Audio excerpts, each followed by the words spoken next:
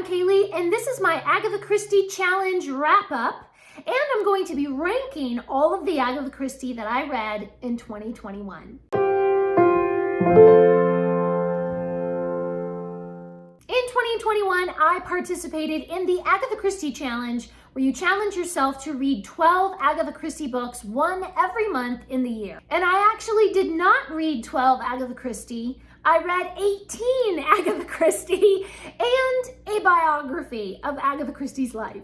And I was reading The Mousetrap and other plays, and when I saw how long the plays were, I decided to count each of those plays separately as their own book. Even though in the edition that I have, they're all in a bind up together, I didn't want to count those as one book when technically it's like 5 different plays. So I just counted each of those plays separate, and so that's how I came out to 18, plus a biography. Oh my goodness, 2021 will forever be remembered in my mind as the year of Agatha Christie. As part of the challenge on the Agatha Christie website, they have a little checklist for you where you can check off different prompts. So I've done my best to try to figure out which ones fit with which prompts. Several of the books that I read fit the prompt for a story set in a grand house. Funerals Are Fatal, also published as After the Funeral, Sad Cypress, Pocketful of Rye, and Murder at Hazelmoor, also published as Sittaford Mystery.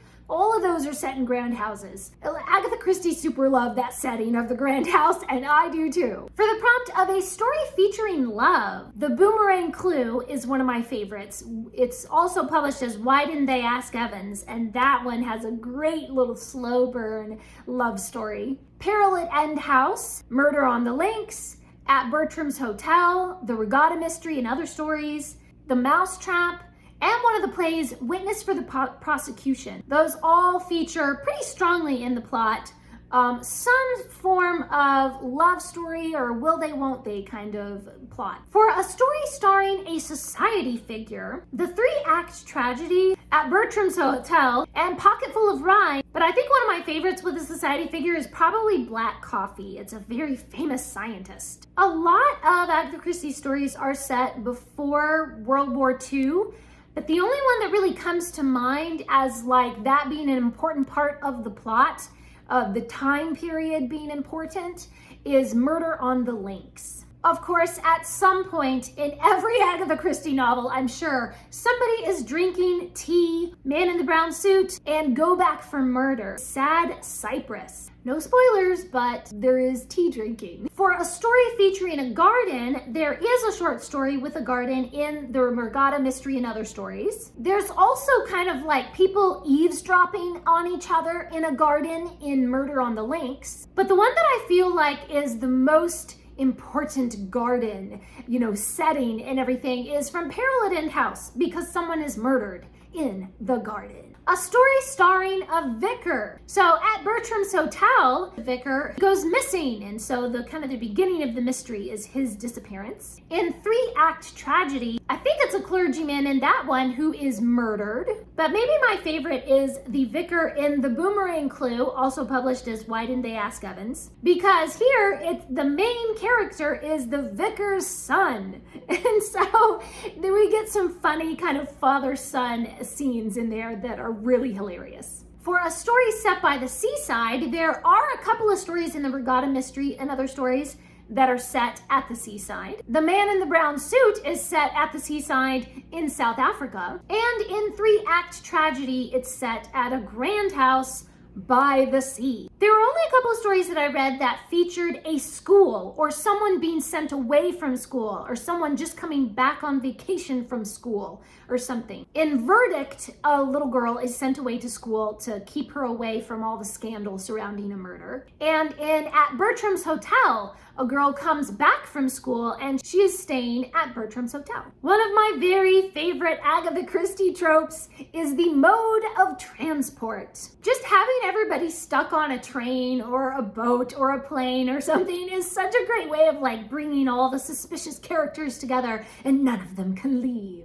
So there were three that I read this past year. The Man in the Brown Suit, of course, they go traveling down to South Africa, so they're on a boat. And there are various train journeys as well as they journey to different areas around South Africa. In The Boomerang Clue, there is quite a major plot point involving several different cars. The mystery of the blue train, because obviously it's in the title. The mystery is set on the blue train. The next prompt is a story set after World War II.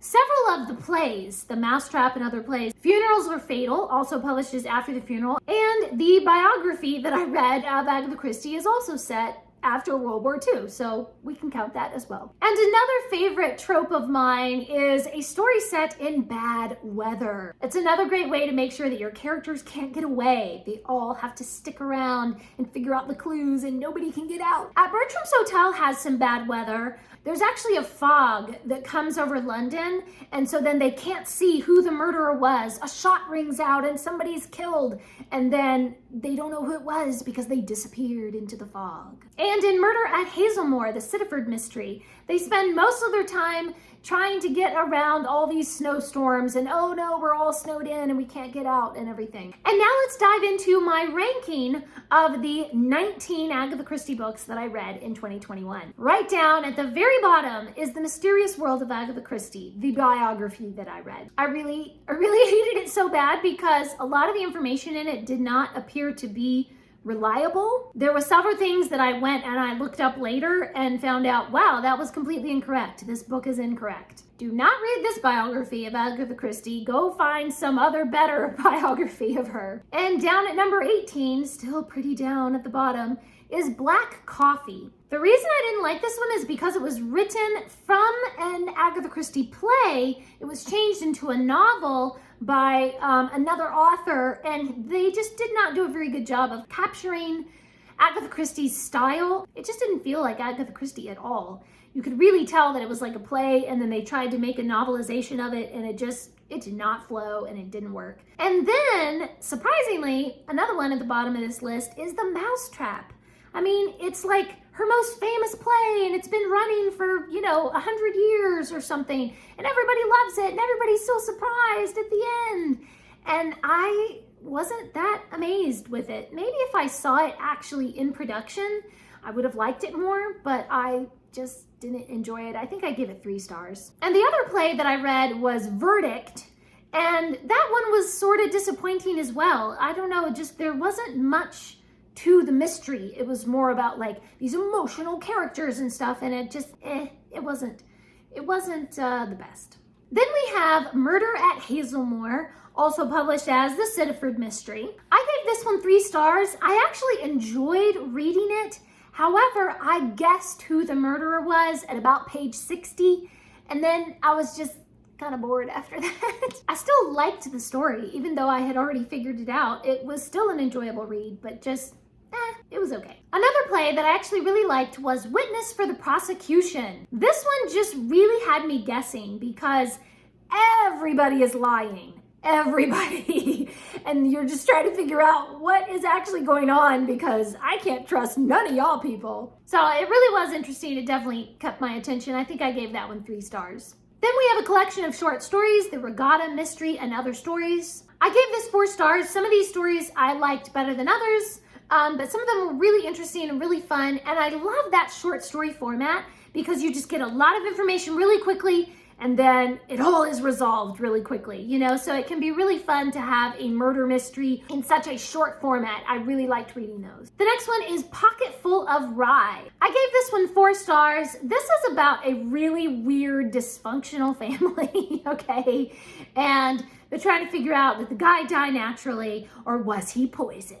There's just a lot of complex family dynamics and family relationships in there that it was really interesting to read about. And then we have Funerals Are Fatal, also published as After the Funeral. This one I had already watched the Poirot TV show, and so I already knew the whodunit. I already knew who the killer was, but it was still really interesting to read and see how all the clues are laid out and everything. Even though I already knew the end, I still enjoyed reading it a lot. Then we have At Bertram's Hotel. I gave this one 4 stars as well, and I found it just really interesting how all these little details, they're just seemingly mundane, ordinary things, but there's something not quite right Bertram's Hotel. Really, the only reason this is so far down the list is because I wanted more of Miss Marple, and she's only in a few scenes. And so that kind of just made it like, nah for me. The next one is The Mystery of the Blue Train, and this one is a Poirot, and of course I love Poirot. The only reason this one isn't higher on the list is because there were two people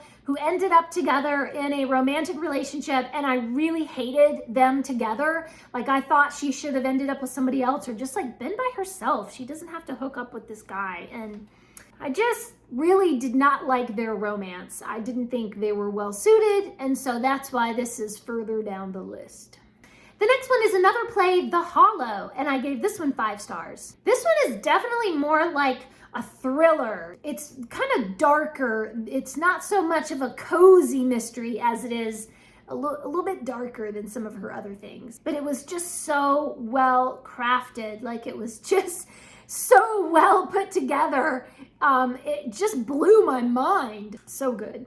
And the next one is Go Back for Murder. What I really loved about this one was the puzzle aspect to it. This is where they're trying to solve a murder mystery that happened like 15 years earlier, or maybe it's not 15 years, like 10 years earlier, 12 years earlier or something. And so they're interviewing the people who were there, and they're comparing their witness statements and their story and what the police said and all these things. And so there's a very puzzle sort of aspect to it as they're trying to solve this case, you know, like a decade later. So I loved all that, those little puzzle pieces coming together. The next one is Sad Cypress. This is a Hercule Poirot, and I do love Poirot. I really loved the mystery in this one. It just grabbed me like emotionally because I got really attached to the characters. Some of her mysteries, it's like, I love that puzzle aspect, or I just really love the setting. But this was one where it was just the characters dragged me in. This is one where I stayed up way past my bedtime because I just had to finish it. I gave it 5 stars. This was such a good one. Then we have Murder on the Links. I think what I loved about this one was there were just so many red herrings. And then it kind of turned out that like all those red herrings actually were integral to the plot.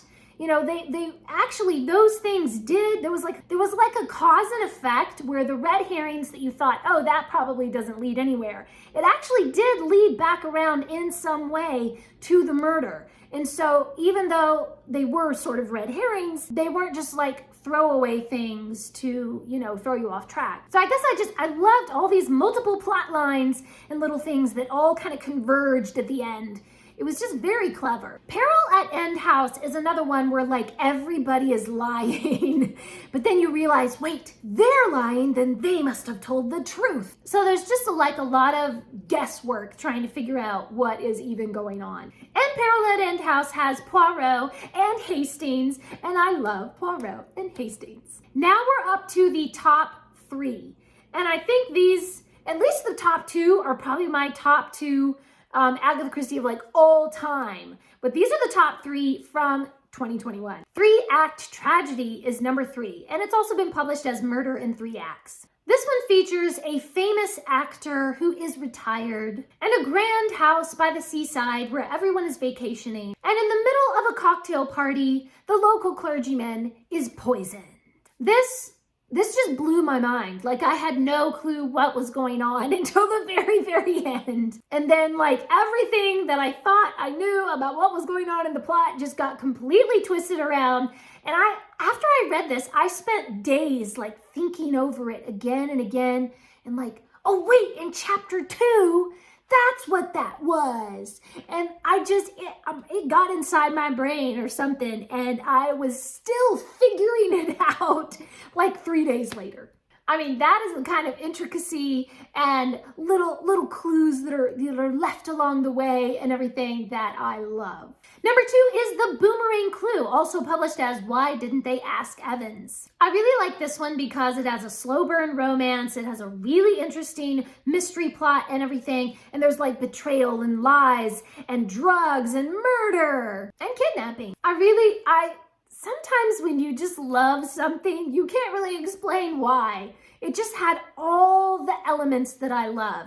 The setting, the puzzle aspect, the character, the adventure, the romance, the action, you know, like the emotional hooks, all the stuff. It just had all the stuff. And still at the the very top of my list is The Man in the Brown Suit. I reread it this year to see, is it still my favorite Agatha Christie? Because I read it years and years ago, and I've been telling people for years, this is my favorite Agatha Christie, and it still is. It has all those things too.